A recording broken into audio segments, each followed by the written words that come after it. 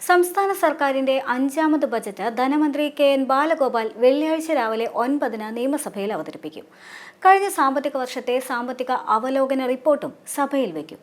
10, 11, 12 തീയതികളിലാണ് ബജറ്റിന്റെ ചർച്ച. ഉപധനാഭ്യർത്ഥനകളിലുള്ള ചർച്ചയും വോട്ടെടുപ്പും 13-ന് നടക്കും.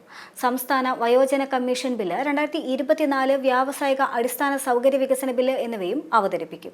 കേന്ദ്ര നിലപാട് സൃഷ്ടിച്ച സാമ്പത്തിക ഞെരുക്കത്തിലും ക്ഷേമ വികസന പ്രവർത്തനങ്ങൾ കുറയില്ല എന്ന് ധനമന്ത്രി വ്യക്തമാക്കിയിട്ടുണ്ട്. കേന്ദ്രത്തിന്റെ കേരള വിരുദ്ധത മൂലം വർഷം 57,000 കോടി രൂപയുടെ വരുമാന നഷ്ടമാണ് ഉണ്ടാകുന്നത്.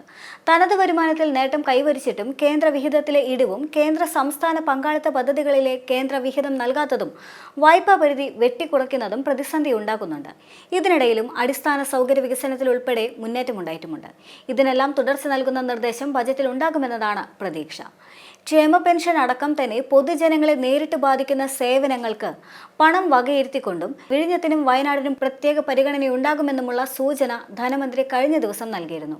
നികുതിയേതര വരുമാനം കൂട്ടാനായി നടപടികൾ ഉണ്ടാകുമെന്നും ബജറ്റിന് മുന്നോടിയായി തന്നെ അനുവദിച്ച അഭിമുഖത്തിൽ ധനമന്ത്രി വ്യക്തമാക്കിയിട്ടുമുണ്ട്. കനത്ത സാമ്പത്തിക പ്രതിസന്ധിക്കിടെ നികുതിയേതര വരുമാനം വർദ്ധിപ്പിക്കുന്നതിനുള്ള മാർഗങ്ങളാകും നാളത്തെ സംസ്ഥാന ബജറ്റിന്റെ പ്രധാന ഫോക്കസ്. തദ്ദേശ തെരഞ്ഞെടുപ്പിനും തൊട്ട് പിന്നെ വരുന്ന നിയമസഭാ തെരഞ്ഞെടുപ്പിനും മുൻപുള്ള അവസാനത്തെ സമ്പൂർണ്ണ ബജറ്റ് ആയതിനാൽ തന്നെ ജനപ്രിയ പ്രഖ്യാപനങ്ങളും കുറയാനിടയില്ല. പ്രഖ്യാപിത ഇടതു നയങ്ങളിൽ നിന്ന് വഴിമാറിയുള്ള മാറ്റങ്ങൾ കൂടിയാണ് ഈ ബജറ്റിൽ പ്രതീക്ഷിക്കുന്നത്. 3 വർഷം കൊണ്ട് മുഴുവൻ പ്രവർത്തനം സജ്ജമാക്കുക, വിഴിഞ്ഞം തുറമുഖം മുന്നിൽ കണ്ടുകൊണ്ടായിരിക്കും സംസ്ഥാന ബജറ്റിൽ വലിയ പ്രഖ്യാപനങ്ങൾ അത്രയും ഉണ്ടാവുക. വിഴിഞ്ഞം അനുബന്ധ വികസനത്തിന് വലുതും ചെറുതുമായ ഒട്ടേറെ പദ്ധതിയും പരിഗണനയിലുണ്ട്. സാങ്കേതിക നൂലാമാലകൾ ഒഴിവാക്കിക്കൊണ്ട് വ്യവസായ നിക്ഷേപ സൗഹൃദ അന്തരീക്ഷത്തിനുള്ള സാധ്യതകളെല്ലാം തന്നെ തുറന്നിടുമെന്ന സൂചനയും ധനമന്ത്രി നൽകി കഴിഞ്ഞു. കിഫ്ബി റോഡിലെ ടോളിന് സമാനമായി പ്രഖ്യാപിത ഇടത് നയങ്ങളിൽ നിന്നെല്ലാം തന്നെ മാറി വരുമാന വർധന ഉണ്ടാക്കുകയായിരിക്കും നിർദ്ദേശങ്ങളിൽ ഉണ്ടാവുക.